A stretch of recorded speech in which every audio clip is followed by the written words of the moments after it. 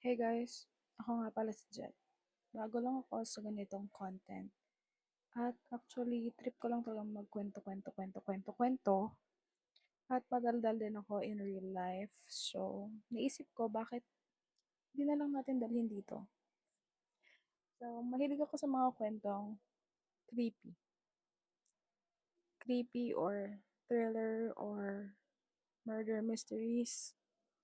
Or sa mga kwentong, hala, totoo kaya to? Stay ka lang dyan.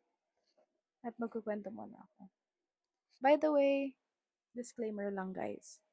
Hindi ko to personal experience, pero real story daw to, kaya sinashare ko lang online.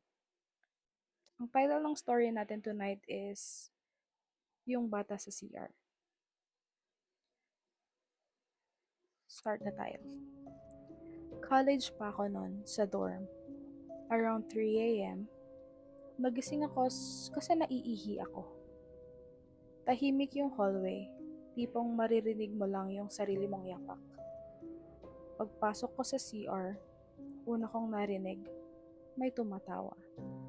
Mahina lang, parang batang naglalaro. Medyo kinilabutan ako pero naisip ko, baka yung anak ng caretaker, gising pa siguro. Hindi ko na lang pinansin kasi ihing-ihi na ako. Papunta na dapat ako sa lababo para maghugas ng kamay pero hindi ko alam kung bakit hindi ko mapigilan ang sarili kong sumilip sa ilalim ng cubicle. Napatulala ako sa nakita ko. May maliit na paa, barefoot, basa.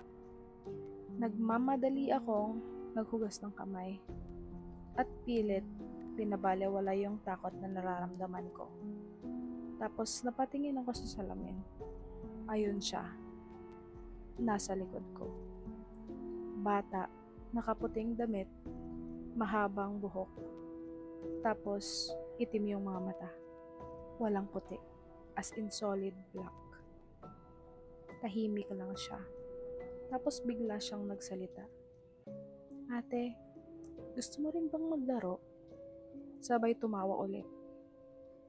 Paglingon ko, wala na. Pero sa sahig, may bakas ng mga paa. Basa, papalayo. Kinabukasan, tinanong ko si Manong caretaker kung may anak siya. Sabi niya, wala raw. At yung CR na yon, doon daw nalunod yung anak ng dating may-ari ng dorm. Kaya ngayon, pag madaling araw, iiwas ka na lang talaga sa CR. Ang creepy, diba? So, ayun. Yun yung kwento. Ikaw ba? May creepy experience ka rin ba na ganito? Kwento mo sa comments or isend mo dito sa akin. Baka next time, kwento mo na yung i-feature natin dito. Bye guys.